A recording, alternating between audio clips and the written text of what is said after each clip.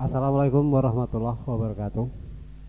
Selamat datang dan selamat berjumpa lagi di pertemuan. Pada kesempatan kali ini kita akan mempelajari tentang karya tiga dimensi. Berkarya seni rupa tiga dimensi.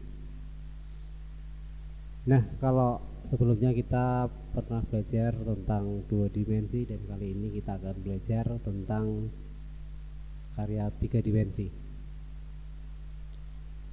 Anak-anak semua, karya dua dimensi dan tiga dimensi jelas berbeda. Dari namanya dua dan tiga. Karya tiga dimensi kita harus mengetahui tentang pengertiannya.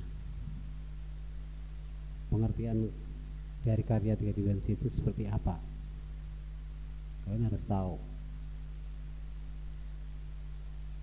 Nah, di sini pengertiannya adalah karya seni rupa tiga dimensi merupakan karya seni rupa yang memiliki dimensi panjang, lebar, dan tinggi, atau karya yang memiliki volume dan menempati ruang. Itu adalah pengertiannya.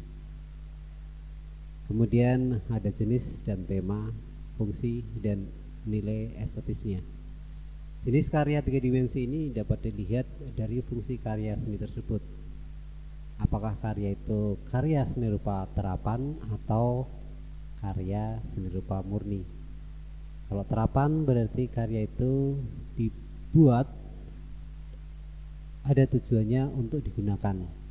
Tapi kalau karya seni rupa murni itu murni hanya untuk hiasan atau pajangan.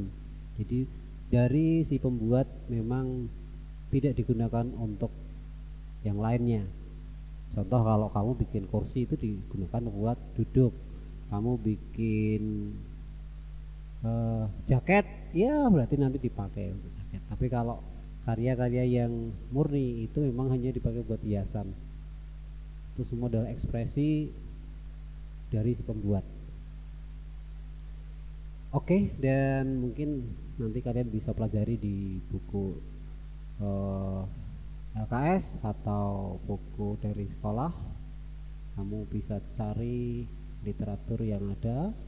Kemudian intinya kita akan bikin karya itu, kita akan bikin karya kriya sebagai bahan pajangan atau benda hiasan. Ini adalah murni, jadi tidak tidak dipakai buat apa enggak.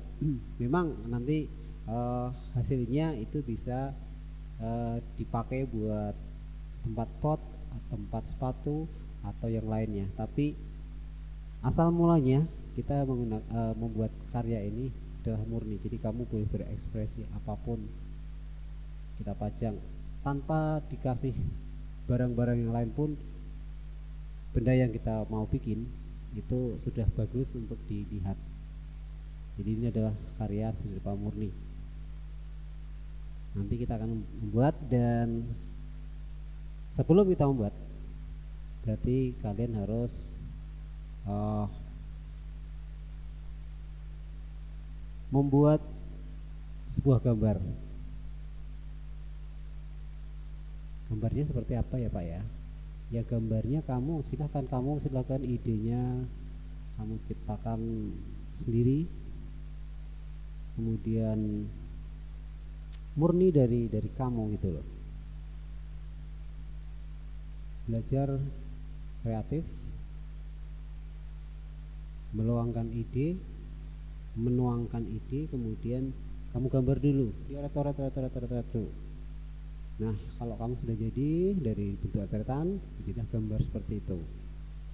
Kenapa ini ada ukurannya Pak? Nah, contoh ini adalah misalkan kita mau bikin heksagon dari kayu ini ya. Ini kamu kasih ukuran. Kalau kamu tidak bisa membikinnya sendiri, kamu bisa gunakan orang lain untuk membuat gambar, kamu kasihkan. Jadi kamu hanya sebagai seorang desainer. Gambar udah jadi, kamu kasihkan ke tukang kayu. Pak, Mas, dan sebagainya, tolong saya bikinkan seperti ini. Ini ukurannya seperti ini. Kemudian nanti dicat seperti ini. Nah, itu tidak apa-apa. Jadi tidak harus kalian yang membuat, tapi gambar sketsa atau gambar rancangan itu yang bikin harus kalian. Jadi ide ini adalah muncul dari kepala kalian. Kalau kalian ingin menjadi seorang yang maju, ya kamu tidak membuat, tapi kamu membuat ide, ya, memberikan ide itu dari kamu gitu loh. Oke, lanjut. Kita akan, setelah tadi kamu bikin karya selesai, kemudian siapkan bahan. Nah, ini untuk yang kalian bikin sendiri.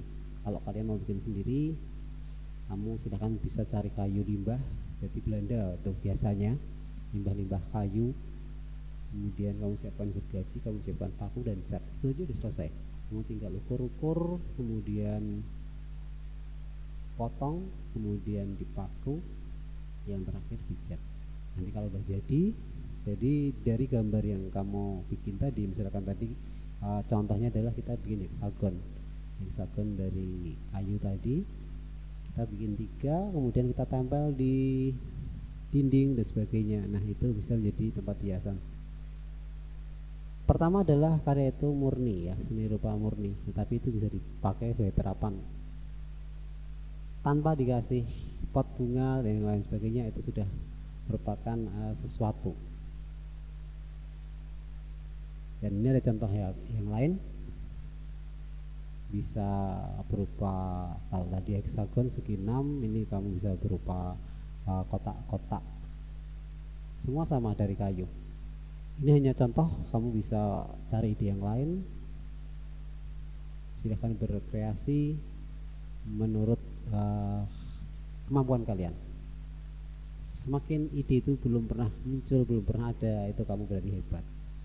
Tapi kalau kamu mengambil dari orang lain, ya itu kamu baru belajar seperti itu. Tidak apa-apa kamu belajar mulai dari melihat contoh-contoh yang bagus. Karena kalau setelah kita bisa melihat dari orang lain yang bagus, itu nanti otomatis akan muncul ide-ide yang lain, akan tumbuh dengan sendirinya. Jadi intinya yang pertama adalah silakan kalian bikin semuanya untuk anak-anak. Bikin gambarnya masing-masing, semua selesai. Setelah gambar selesai, kalian kumpulkan.